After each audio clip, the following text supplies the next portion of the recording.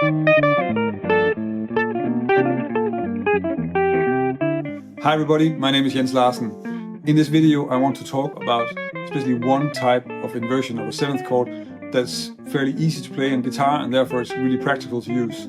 So if you've seen any of my other videos on picking and also some of the videos I made on cascading, arpeggios and stuff like that, then you know that I like to use sweep picking when I'm playing descending arpeggios.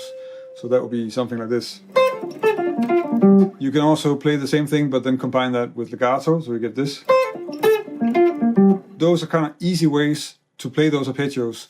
And there is actually one arpeggio, or one inversion of an arpeggio that's also good to know in this context, because that means that you have another option for playing pretty much the same kind of thing. And that's especially useful when you're combining with legato. So that's playing the first inversion of a seventh chord arpeggio. So that would be this exercise.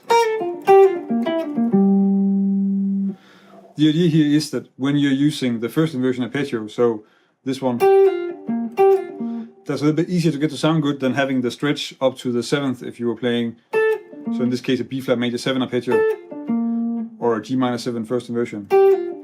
And sometimes that can be really practical and makes just the lines a lot easier to play and you get pretty much the same kind of effect. Let's go over some lines to demonstrate what you can use this for. So the first example sounds like this. So here I'm using it on a 2-5-1 in F major. I'm going to be using that progression for the whole video. The line starts with a B flat major 7 first inversion, so, and then a G minor 7 first inversion, and then we get this altered line, which is really just a scale run in the altered scale from the C, so the root, sliding up and then to the third, and then from the fifth down in this sort of C sharp minor pentatonic shape, and then resolving to the A on F major, the C on F major 7.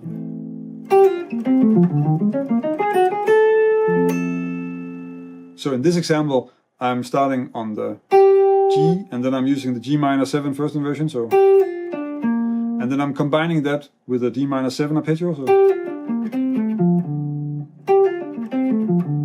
like this, and then on the C7 altered, I'm playing an chord arpeggio from E flat, and then one from B flat, and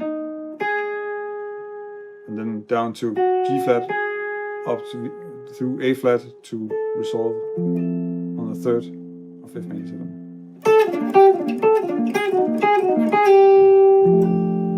In this example, I'm using the same idea, but now I'm not playing it as straight 8 notes. I'm using it to sort of make some 3-note groupings. Or the rhythm that I'm playing is in fact 3 8 notes long.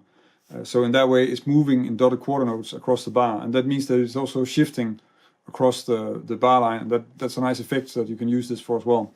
So the idea is that I'm playing first the B flat major 7 arpeggio, and then the two first sweep notes are 16th, and then the last one's an 8 note. And then I'm shifting down to the G, and then playing the same sweep, and then back up to the A, and then the C7 altered, I'm using a chord arpeggio from B flat, or you can also look at it as being an A flat top note and then an E flat minor triad in the second inversion, because that's what I'm sweeping. I just play that twice, up to the A flat again, and then resolving to the 9th of F major 7.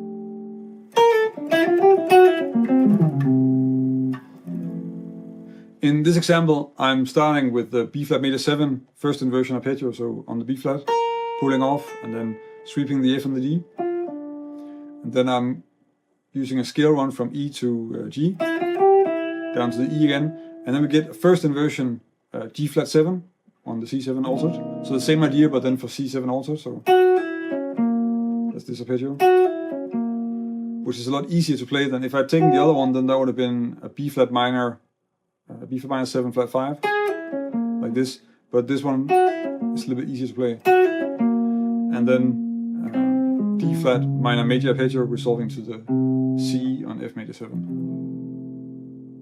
This way of playing an arpeggio is a really good example of something that's very efficient and actually quite easy to play, and you can You can do a lot with it. You can play a lot of different chord sounds. You can play all the chord sounds actually, but it's only going to work in certain places on the neck for each chord. That's just how it is. I think it's better to be a little bit practical about this and a little bit realistic, and then just learn to live with the fact that this is only going to work in certain places, and don't spend too much time working on it in the places where it doesn't really sit right, because you're probably not going to be able to phrase it nicely and it's going to be hard to play fast. Instead, you're better off trying to find other things you can do in those positions if you want to play something which is high energy or has a large range. And this way of thinking where it's like kind of also just deciding, well, okay, this works really well, but it only works well here, and if I'm not there right now, then I'm just going to do something else, is probably going to be a better way to work than trying to live up to some sort of ideal about knowing everything everywhere. Because of course you want to know your arpeggios everywhere,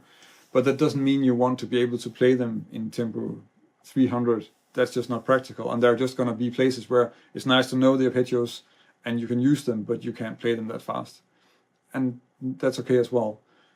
You can always find other tricks. There's going to be another arpeggio or a stack of fours or something that's going to be better and easier to play in that position, and then you just make use of that. So for that, I think work on it like this, but keep it in the places where it's really simple to do, and for other places, look for something completely different. If you want to learn more about jazz guitar, and this is the first time you see one of my videos, then subscribe to my channel. I publish a new video every Monday and every Thursday, and I've been doing this for quite some time, so there's really a lot of material already on my channel. If you want to help me keep making videos, then check out my Patreon page. I'm very grateful for the support that I'm getting from my patrons, and it's because of that I can keep on making videos every week. If you support me on Patreon and join me in the Patreon community, then I can also give you something in return. That's about it for this week. Thank you for watching, and until next week.